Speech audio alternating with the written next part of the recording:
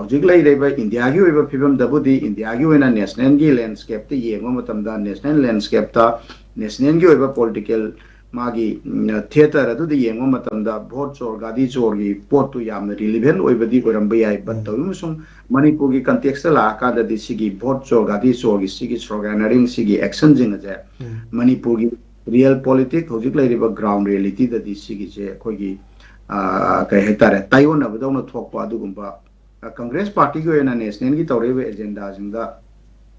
tawbadugi magi tawham thokbadugi tawbaduna amani aduga Manipur gi hojik lairiba IDP jingi punsirol aduga misam miyam gi punsirol aduga hojik ki lairiba misam miyam na thengnariba awa poinu thada adum si adum yengsi ko hojik poinu thani poinu thaje loidor ni poinu je koi lorok thani sidagi sida sigi matam sida chani chana nanabagi nongmagi chara nongkhanna danaba hotnabagi sigi mayoknariba miyam aikhogi Manipur da layo mapan thokna ngangna dabai wane ba yam thina pibam yam soi ba hojik Manipur gi pibam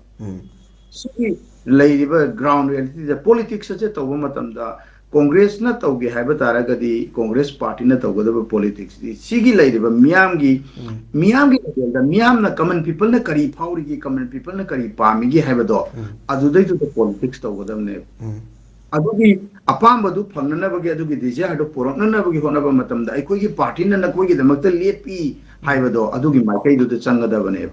national agenda ni national gi AICC na congress ki all india national congress ki objective akoi di gadi chogi vote chogi tauri haidana adugi maikai do Manipur gi lairiba congress ki akoi gi luchingba mayam amana jo adu dum chatana ground reality sida lairiba politics ground da kumdana misam miyam jiga interact tawna aduga tawdana even tawbi aina congress ki lairiba worker mayam ji ji thokanda ko na tawriba IDP na tawriba mayam congress ki mayam ji nukti thokta sit in protest tawbi aina political party mayam ji aduna sigi if congress wants mana tasengna miyam gi keno do adugo achobo opportunities neba congress na makoi gi lakator mathang election da makoi na miyam gi damakta keno tawge makoi na hena Mikal the my pake hai targadi achoba ground quite fertile ground hai hujik makoi na walk tawgadaba adugi leiba fertile lehau si la makoi gi lehau hom raw na makoi gi politics tawna na bagi micham miyam jiga chapmina na bagi lehau ji am phadana leidi sida thabak tawba ngamdabududi adudi congress ki achoba dum